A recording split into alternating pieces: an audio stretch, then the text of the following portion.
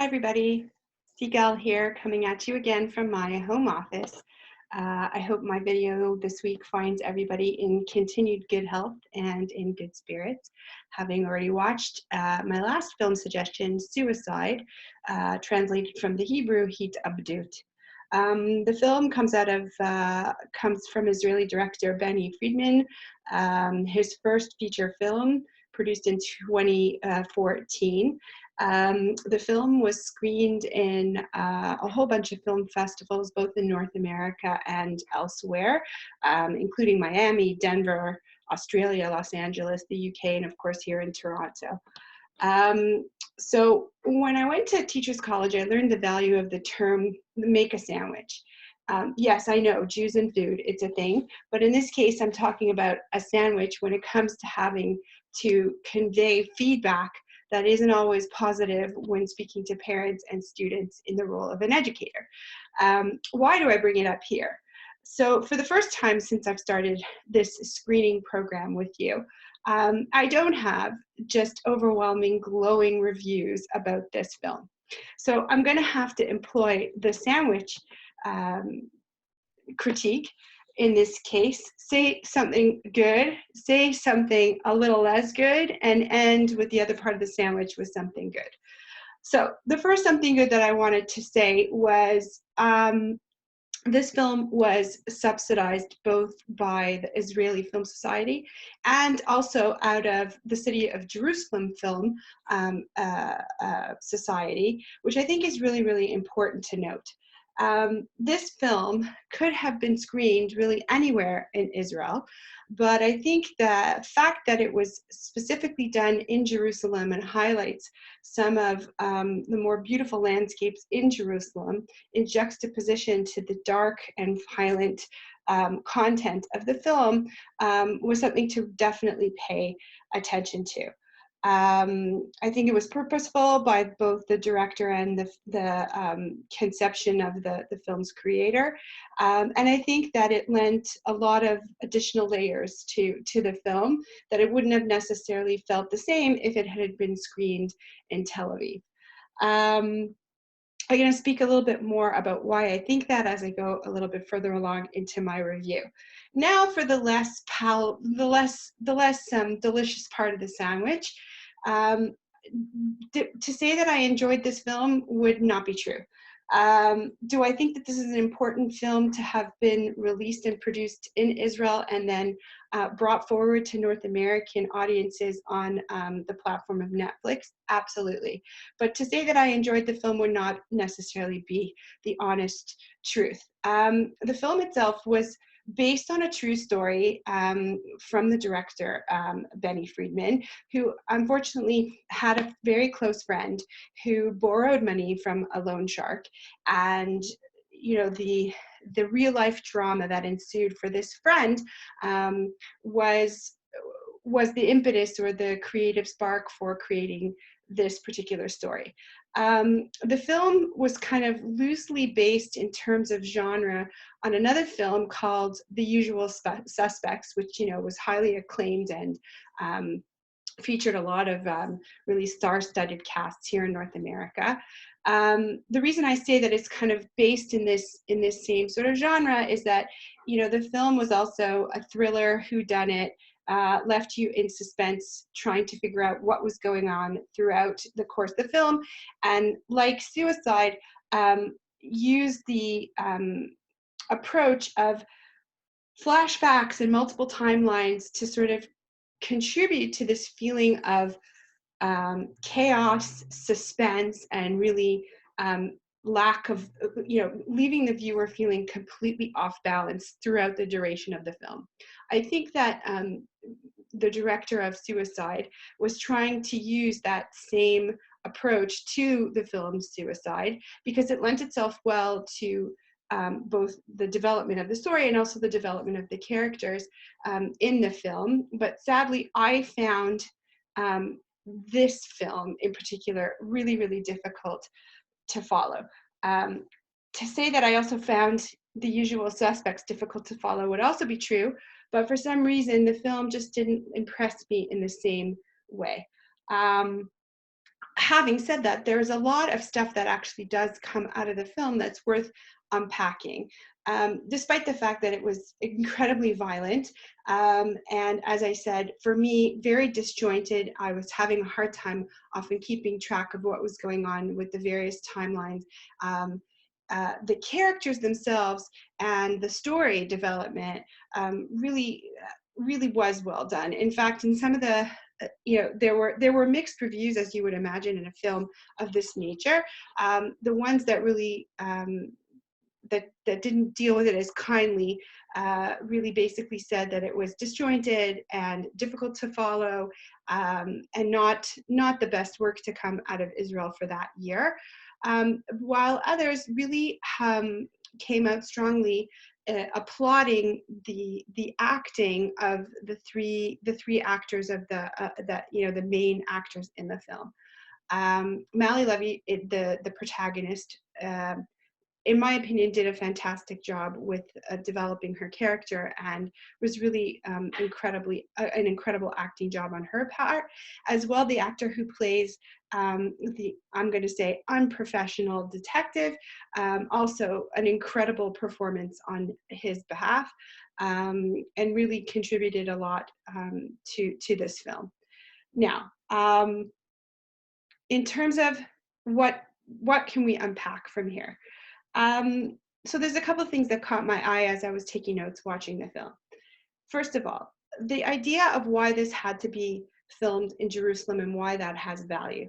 As I said, this film really, based on the fact that sadly loan sharking and organized crime is prevalent in Israel and various major metropolises, like it is here in North America and major metropolises.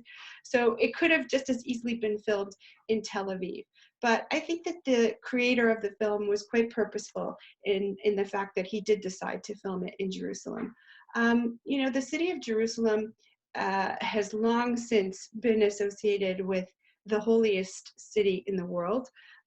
So much so that myself included, when I make the journey whilst I'm in Israel into the city of Jerusalem, I find myself overwhelmed with emotion. There's just something in the air that is palpable, that you can feel being in this city.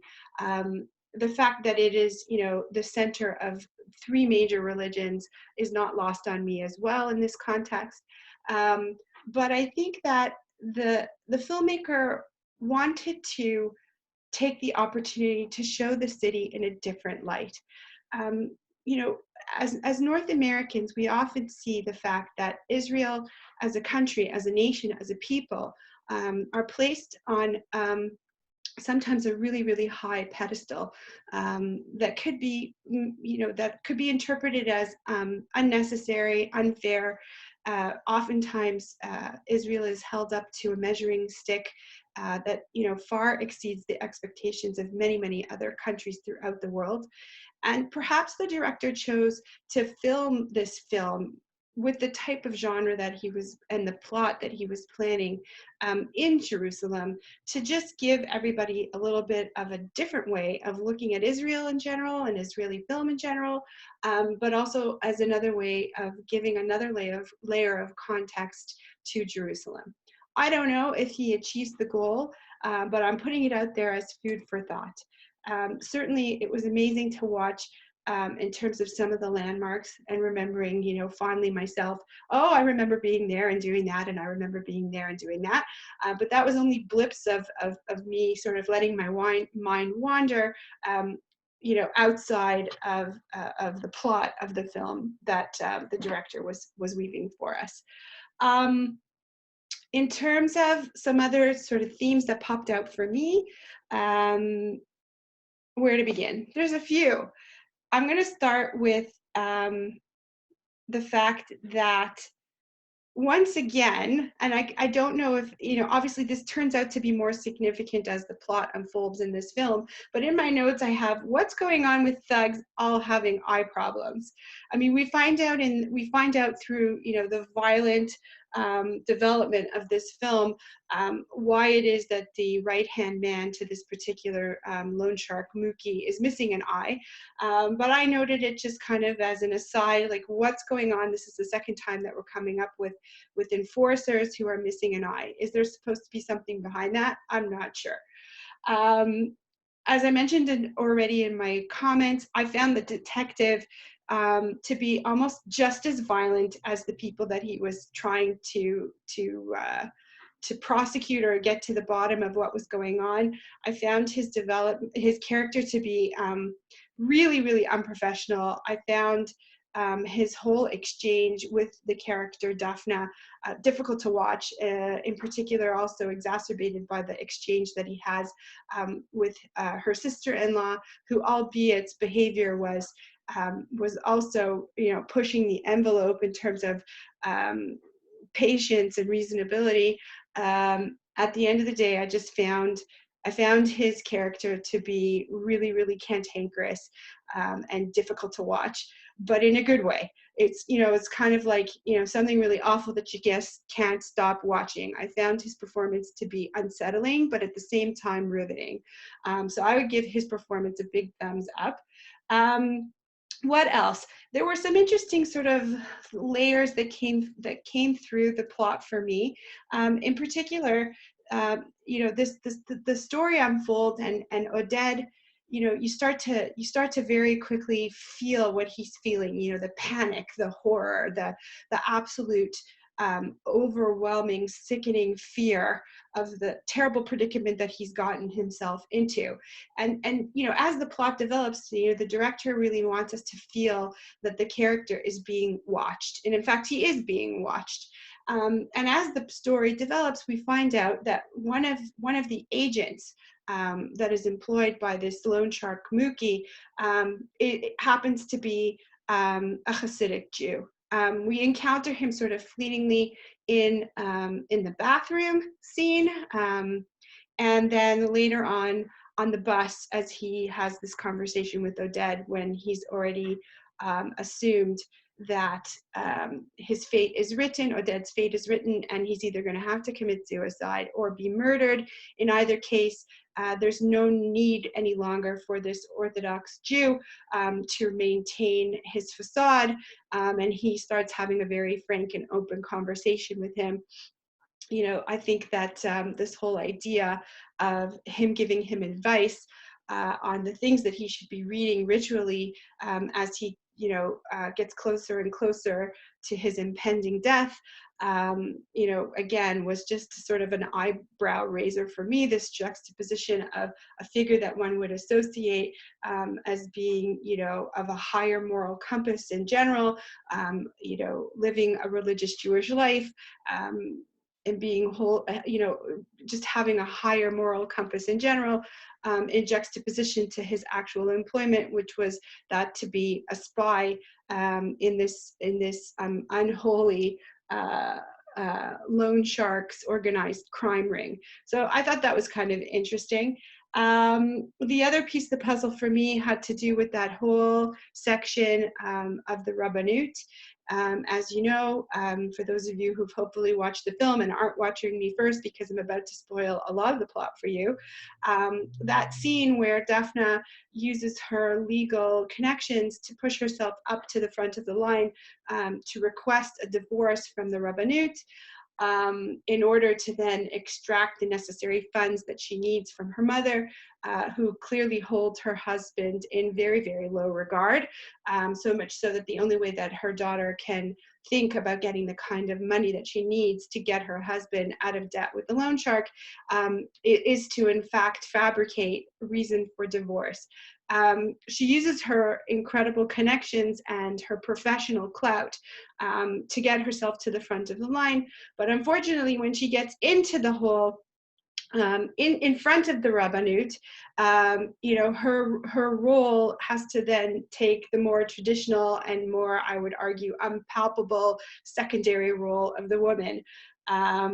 He starts the chief rabbi proceeding in the divorce proceedings. He starts by trying to push her through the system. You really need to fill out a form and stand in line, da da da da da. But then as soon as her husband accuses her in court of adultery, the whole tone and tenor changes from that of process and procedure and trying to push her as the one who's filing for divorce to the back of the line. All of a sudden, the matter becomes very, very urgent and important when her husband alleges her infidelity and further goes the extra mile to say to the rabbinate, yes, I even have a witness who's here to provide testimony to prove said adultery. The whole process gets expedited from there, and cheek chuck, the divorce and get is granted. They take a minute to actually fully explain that she is forbidden not only to her husband but also to the boged, the alleged boyfriend, all of which, of course, we know watching in the audience is completely fabricated. But I just found sort of the tone and tenor was also something that I think was purposefully included by the director, not so much to produce, not only to move the plot forward, but also I think to add another eyebrow raising opportunity for those viewers who were paying close enough attention to see it. Okay. What else came out for me? Oh yes, the William Tell story. I mean, this was a theme that sort of ran its ugliness through the entire plot of this film. We don't understand Mookie's obsession with time, but obviously it is a big deal for him as we come to learn the more and more we understand of the plot in the film and as the characters develop and the story develops. But not only his obsession with time, but this whole William Tell story. Interestingly enough, a complete 180-degree turn in terms of, when you read this story, you learn this story as a young adult or even as an adult. It's often one of those classic fables, classic stories that's meant to bring about, the challenge of the underdog, the person who's fighting for right in a world full of wrong. Some of these more valiant, value-rich layers are, to me, associated with this William Tell story.